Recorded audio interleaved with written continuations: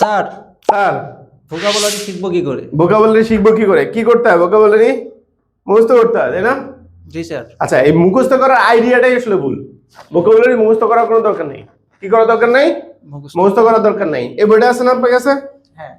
ঠিক আছে, এই বই কয় হাজার ভোকাবুলারি আছে? 5000। 5000 ভোকাবুলারি। এই 5000 ভোকাবুলারি আমি দিছি?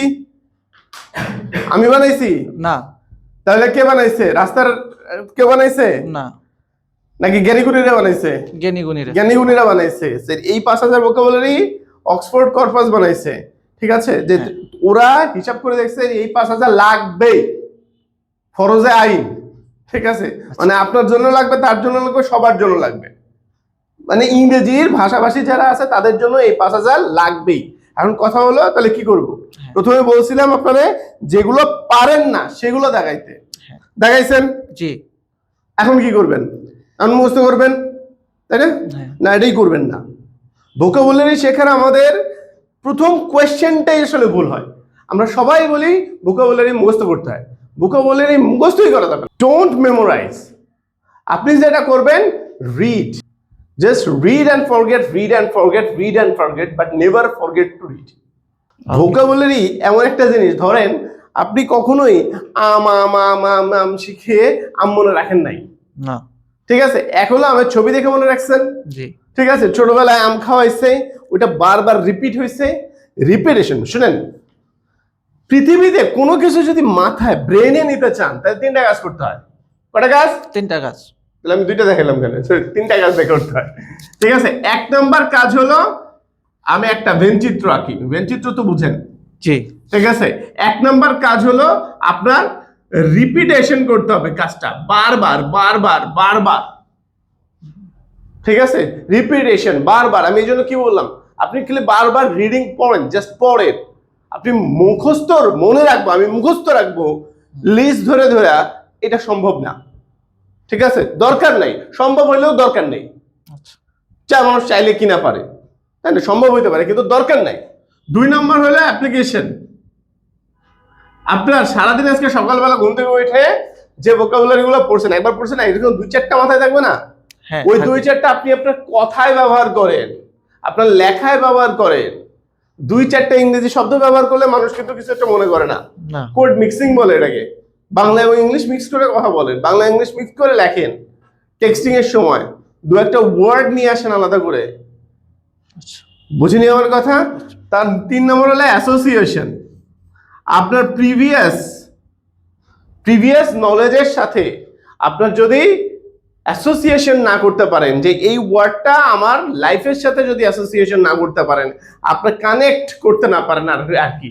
সো লাইফের সাথে যদি আপনি মানে কানেক্ট করতে না পারেন তাহলে এটা মনে থাকবে না। হয়তো আপনি ওই ওয়ার্ডটা মনে রাখলেন, ধরেন একটা ওয়ার্ড বলেন, যে কোনো একটা ওয়ার্ড বলেন। আচ্ছা, ইনডক্ট্রিনেটেড। এত কঠিন ওয়ার্ড দিয়ে আপনি কি করবেন? এই যে এটা না আর এক ভুল। ঠিক আছে, আপনার এই এত বড় কঠিন ওয়ার্ড লাগবে জীবনে কোনোদিন? না স্যার। আপনি কি আমেরিকার প্রেসিডেন্টের সাথে গিয়ে ওই যে জাতিসংঘে ভাষণ দিবেন? তাহলে আপনার এই শব্দ শেখার দরকার কি? এটা হলো আর একটা ভুল শব্দ শেখার। ঠিক আছে, আমরা কি করি, এই তোমার একটা জিনিস বলি, ভালো কথা বলছেন। ঠিক আছে, ধরেন তুমি যদি, তোমার আছে সাইকেল, তোমার আছে কি সাইকেল, তুমি সাইকেলের চাকা লাগাইছো বিএমডব্লিউ গাড়ি, ভাল লাগবে না? বিএমডব্লিউ গাড়ির চাকা তো ভালো লাগবে না। ভাল লাগবে না। ঠিক আছে, এই আমাদের কথাবার্তায় এই ভোকাবুলারি গুলো ঠিক এরকম, যে আমার পুরো সেন্টেন্স হলো আই ইট ডক্টরিন। ঠিক আছে, মানে মানে আমার শব্দটা খুব, সেন্টেন্স খুবই নরমাল, ভোকাবুলারি বাকিগুলো একটা ভোকাবুলারি খুব ভয়ঙ্কর কঠিন দিচ্ছি। বোঝা যাচ্ছে এটা আরোপিত, অ্যাট্রিবিউটেড, নট ন্যাচারাল। হ্যাঁ, বুঝিনি আমার কথা? ইজি ওয়ার্ড বলেন যেগুলো আমাদের দৈনন্দিন জীবনে কাজে লাগে। ঠিক আছে, আপনি সবসময় মনে রাখবেন 90-10 বা 80-20 প্রিন্সিপাল। 20% জিনিস আপনার জীবনে কোনো কাজ লাগবে না, যে 20% করলে আপনার 80% কাজ হয়ে যাবে, সেই 20% আমার ফোকাস করতে হবে। বুঝিনি আমার কথা? তাহলে 80% কাজ হইতেছে যেখানে, সেটা দিয়ে আপনি কাজ করেন। 80% না, 99% কাজ হয় এই 5000 ভোকাবুলারিতে। আর লাগেই না। বলেন এবার, যেটা আপনি পারেন না, এখানে পড়ছেন কিন্তু আপনি পারেন না, এমন একটা সাবস্টেন্সিয়াল স্যার। সাবস্টেনশিয়াল সাবস্টেনশিয়াল সাবস্টেনশিয়াল মানে কি কে বলতে পারবে সাবস্টেনশিয়াল বাস্তবিক স্যার নাকি? সাবস্টেনশিয়াল বানান কি? SUBSTAN সম্ভবত স্যার। NTIL না, CIAL মনে হয়। সাবস্টেনশিয়াল বানান এটা না, ওটা চেহারা দেখে ওটা ভালো কথা। এই যে আমি কিভাবে মনে রাখি যে সাবস্টেনশিয়াল বানান এটা না, সাবস্টেনশিয়াল না, এটাই ঠিক আছে। তো শুনে সাবস্টেনশিয়াল বানান মনে রাখার একটা ট্রিক আসলে কি, ছবি মনে রাখি আমি বানান মনে রাখি না। এটা কি এরকম আমি লিখি, ঠিক আছে, আমার মনে আছে আমি যখন পরীক্ষার হলে বানান পারতাম না, বেঞ্চের মধ্যে লিখতাম যে দেখতে কেমন, যে এটা কি এরকম দেখতে ছিল না এরকম দেখতে ছিল। হিউম্যান মাইন্ড হলো ইমেজ মনে রাখে। সাবস্টেনশিয়াল অর্থ কি?